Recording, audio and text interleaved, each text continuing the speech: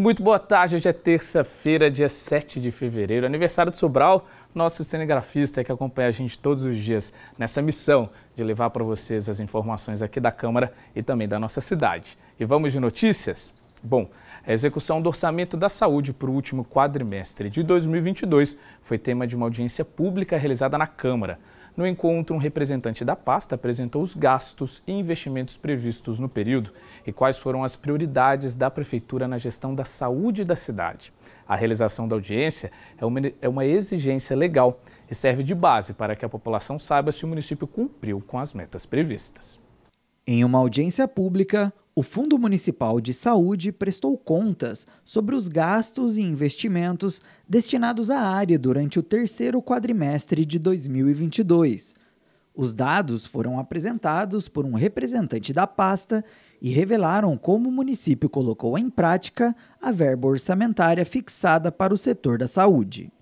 De acordo com as informações, desconsiderando despesas com a Covid-19, de setembro a dezembro do ano passado, a pasta da saúde recebeu um total de R$ 221 milhões, o que corresponde a 28% da arrecadação do município no período.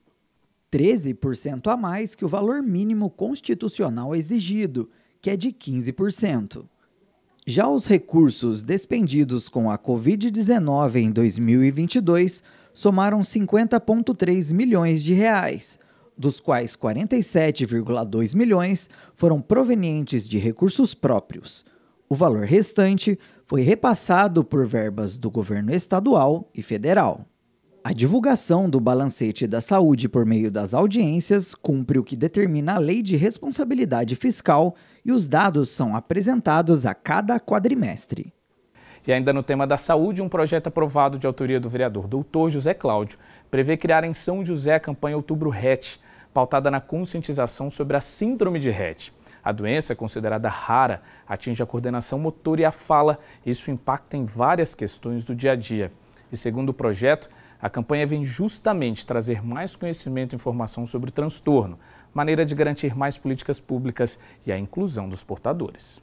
Deise é a mãe da Sofia, de 11 anos. Quando a filha estava próxima de completar 1 ano de vida, o pediatra começou a detectar sinais de fraqueza nas pernas, ocasionada por uma suposta falta de estímulo.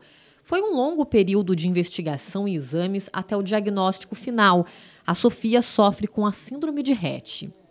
Nas etapas de desenvolvimento aí ela foi regredindo, ela não estava tendo mais um desenvolvimento, coisas que ela já tinha aprendido, ela foi regredindo, a fala ficou atrasada, não estava mais evoluindo e a parte motora também, ela não estava conseguindo, depois de 1 aninho, dar os primeiros passos. Quando realmente fechou o diagnóstico de Rett no exame genético, que não é um exame fácil, não tem no SUS também, mas a gente foi atrás de convênio. E aí eu conheci a associação também da síndrome de Rett, e lá também confirmou que a Sofia tinha essa síndrome, que eu comecei a buscar informações sobre isso. Desde então, a luta é diária, mas a Deise faz questão de estimular a filha e incentiva a sociabilidade dela. A Sofia foi para a escola, ela já estava na creche, até mesmo antes da síndrome, né? Então, assim, ela acompanhou toda a educação infantil, a gente foi buscando apoio, buscando os direitos, né, na questão da inclusão escolar, e a gente foi conseguindo esses apoios e as terapias. Então, a Sofia faz terapia praticamente a semana toda, vai para a escola. E a Sofia ainda tem uma parceirinha nesse desafio, a irmã Luísa, de apenas 5 aninhos, que com toda a alegria e inocência de criança, dá força e alegra os dias da irmã mais velha. Ela ajuda a papá. Ela briga pequenos. A síndrome de Rett é uma doença neurológica e ainda pouco conhecida, porque é rara. Atinge 1 a cada 10 ou 20 mil pessoas. Ela é causada por uma mutação genética e atinge principalmente as meninas. Ela é descoberta geralmente por volta de 1 ano a 1 ano e meio, que é justamente naquele período em que as crianças estão em fase de desenvolvimento. E o portador da Rett vai perdendo habilidades já adquiridas, como a fala e a coordenação motora.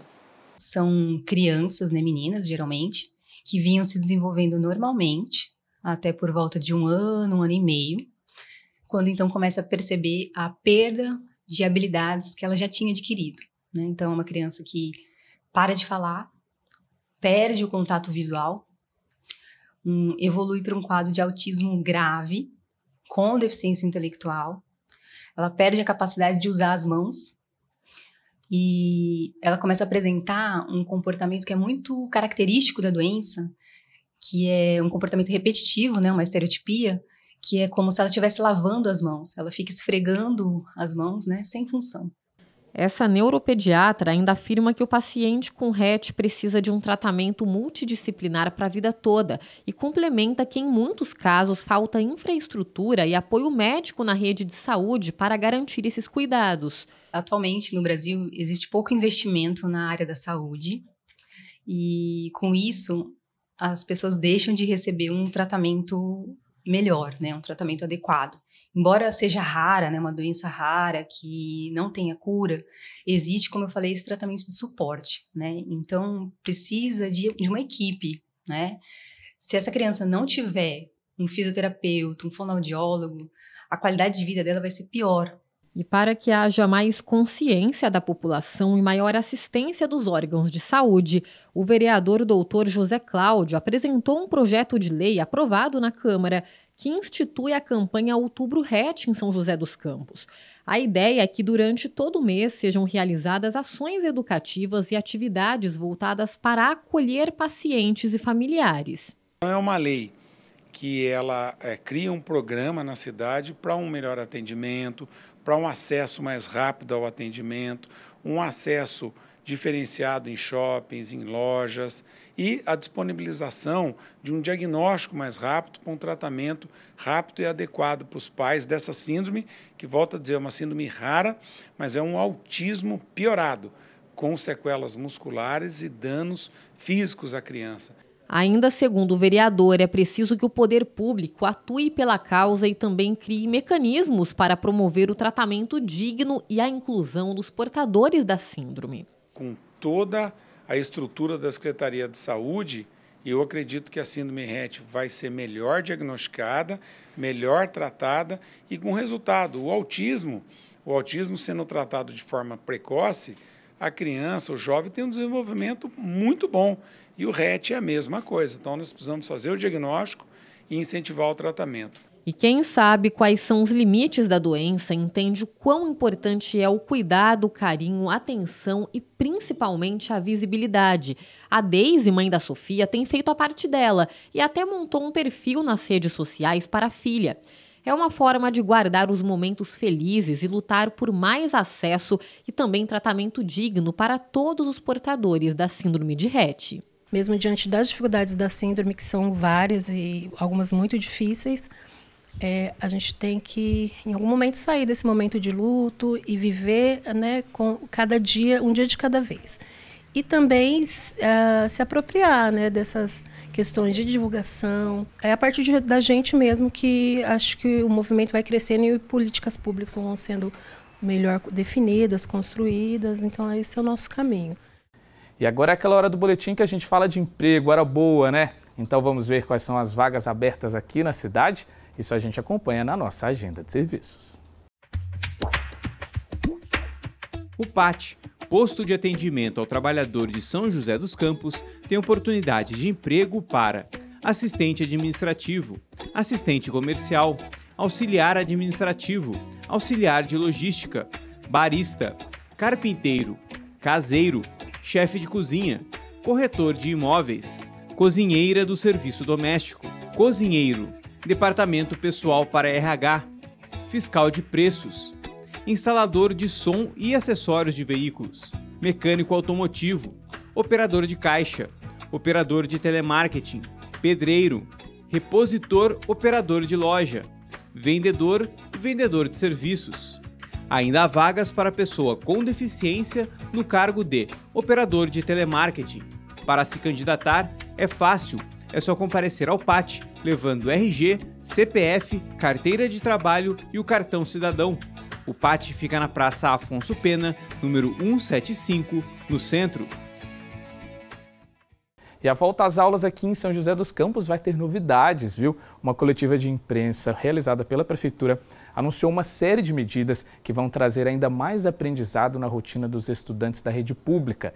Entre os anúncios estão ensino de inglês para os anos iniciais, ampliação de disciplinas voltadas para o empreendedorismo, além de ferramentas de inclusão nas escolas.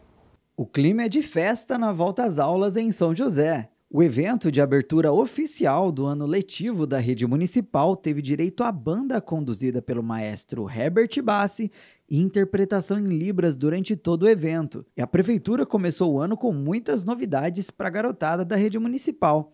Uma delas é o início das aulas de inglês no Ensino Fundamental 1, iniciativa que é fruto de um projeto de lei aprovado pelos vereadores em 2022. O projeto que nós apresentamos pega todo o ensino fundamental, inclusive o pré-2 também, né? Então nós temos Libras para todas as séries, inglês a gente está inserindo na grade curricular o inglês para os anos iniciais e trazendo um curso online para todos os alunos do 7º e do 8º ano. E a abertura do ano letivo contou com a presença de autoridades, como o prefeito Anderson Farias e o vereador Roberto do Eleven, presidente da Câmara de São José. Mas as presenças mais ilustres foram elas, as crianças. Alunos que acompanharam em primeira mão as novidades que vão mudar um pouco da rotina em sala de aula. Além do ensino de inglês, as escolas também vão estimular o empreendedorismo e a inclusão.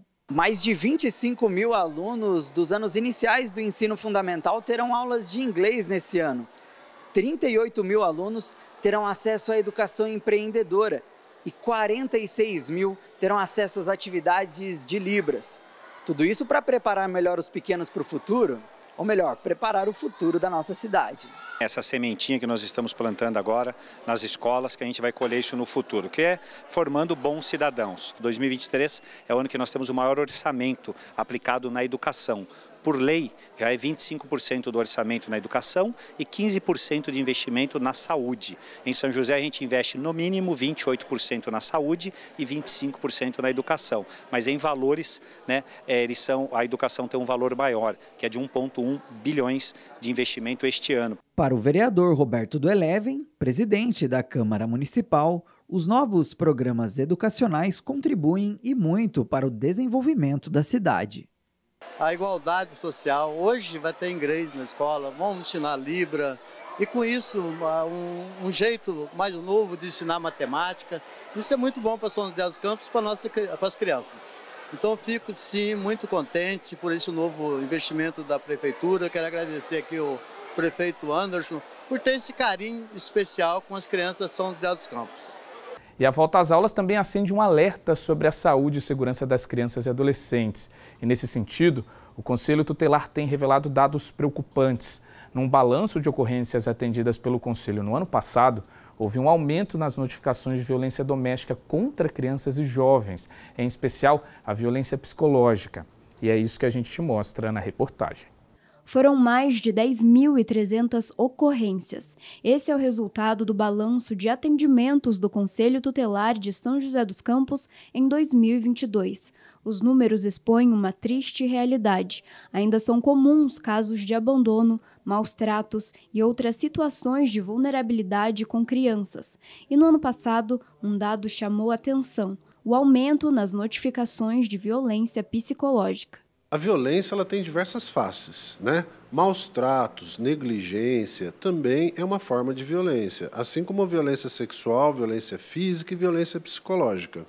E também as violências ela tem diversas origens, né? Você pode ter uma violência psicológica oriunda de uma violência doméstica, onde os pais se agridem mutuamente, onde o ambiente familiar é violento, né? E a criança acaba abalada emocionalmente por conta daquele ambiente violento onde ela convive. De acordo com o estudo divulgado, no município, a maior parte das violações sofridas por crianças e adolescentes acontecem dentro de casa, ou seja, tratam-se de violência doméstica. Só no ano de 2022 foram cerca de 1.880 casos registrados, entre eles violência sexual, física e psicológica. É um número que ainda não representa 100% da realidade, né? Foram números que os conselheiros conseguiram ter acesso e aplicar uma medida de proteção. Mas ainda existem demandas reprimidas que chegaram ao Conselho e o conselheiro ainda não conseguiu ter uma atuação, né? E existem demandas que certamente não chegaram e que não vão chegar pela ausência de denúncias por parte da população. O Conselho Tutelar é o órgão responsável pela garantia dos direitos e deveres das crianças e adolescentes, mas para que este trabalho seja realizado de forma efetiva, é necessário uma rede protetiva integrada, que conte com o apoio de diversas instituições, incluindo a sociedade civil. Neste sentido, a Câmara defende a construção de mecanismos para facilitar a identificação e acompanhamento dos casos de abuso e violência infantil. Eu creio que esses indicadores, né, infelizmente negativos, porque são muitas denúncias, eles ajudam o poder público a aprimorar. E também traz para a Câmara Municipal um debate sobre novas legislações também. A Câmara ela tem aqui deixado disponível, primeiramente, o espaço da Câmara para que possa, pessoas da Secretaria da Prefeitura, que possa vir fazer aí cursos de orientações, né, reuniões, nesse sentido, voltado para a criança, adolescente e para os familiares também. E para que possa realmente fazer esse trabalho de prevenção. Convidar o Conselho Tutelar, e nós podemos ser o intermediador de algumas necessidades que eles têm, né, mais forte, né? Porque a gente não sabe, eu não sei o que eles precisam. E de repente a gente pode ajudar nisso.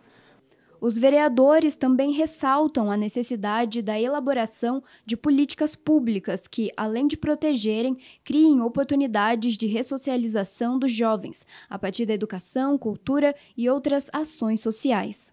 Então, se você faz uma campanha educativa, ela pega na veia, né? Principalmente quando você faz inserção. E a Câmara pode ajudar porque ela tem a TV Câmara, né? Pode produzir, pode buscar algumas parcerias, né? Então, vamos trabalhar nesse sentido, acho que dá certo. A boa informação, ela é primordial. Trazer como acessar os próprios conselhos, os canais de medidas protetivas, os canais também das entidades sociais que cuidam da criança e do adolescente, é importante, enfim, comunicar todos os serviços, a rede de proteção que o município tem. Esse é um papel de tudo, e a Câmara ela tem colaborado dentro do possível, né, abrindo a casa, inclusive, para debates quando fala de crianças, jovens e adolescentes. E o Rogério, conselheiro tutelar, afirma que um dos grandes desafios para a rede protetiva é a subnotificação dos casos de violência contra crianças e jovens, já que muitos casos não são denunciados. Por isso, ele reforça o papel de toda a sociedade nesse processo. Denuncie e procure as autoridades se perceber alguma situação de abuso infantil. Ligue para o Disque 100 ou procure uma das unidades do Conselho Tutelar. A gente faz um apelo para que a população não deixe de denunciar qualquer situação de violência ou mera suspeita de violação de direito contra a criança e adolescente. O Conselho Tutelar disponibiliza os canais de atendimento pelo 156, 153, Disque 100, além dos espaços físicos dos 3 conselhos em São José dos Campos, né? As denúncias são recebidas, é garantido o anonimato e as providências são tomadas de forma imediata. E ainda fazendo um alerta, e esse aqui vai para todo mundo, viu? Você toma cuidado para proteger os seus dados e a sua identidade na internet? Pois é, esta terça é o Dia da Internet Segura, data que reforça sobre o nosso papel de tornar o ambiente virtual mais seguro e também ajudar nesse processo. E para ajudar a gente nesse processo, o repórter Bruno Castilho conversou com um especialista e vai trazer algumas dicas para a gente. Bruno, é com você. Muito boa tarde, pois é, hoje com o avanço da tecnologia, tudo que a gente faz ou quase tudo que a gente faz é pelo meio digital, né? Seja pagar uma conta, seja fazer a transferência bancária ou até mesmo conversar com outras pessoas por meio das redes sociais. E para fazer tudo isso a gente precisa ter um cuidado com os nossos dados. E até mesmo para lembrar e para reforçar esse cuidado com os dados, foi criado o Dia da Internet Segura, que é comemorado hoje no dia 7 de fevereiro. Sobre isso, sobre os dados, sobre os cuidados com os dados, a gente vai conversar aqui com o Bruno Kimura, que é cientista da computação. A gente vai saber um pouquinho mais sobre isso. Bruno, então, como proteger os dados pessoais hoje na internet? Olá, boa tarde a todos. A questão dos dados pessoais, um ponto crucial é os dados que vêm de credenciais de usuário, aí é login e senha. Hoje a gente tem bastante ferramentas, né, inclusive de sistemas operacionais, né, que elas sugerem senhas fortes. E o próprio sistema operacional ali, seja Android ou seja suas próprias contas no Google, por exemplo, eles mantêm um banco de senhas fortes ali, onde você não necessariamente precisa decorar essas senhas, né? Porque ela vai misturar caracteres especiais, alfanuméricos, letras e números, e isso vai dificultar bastante, né?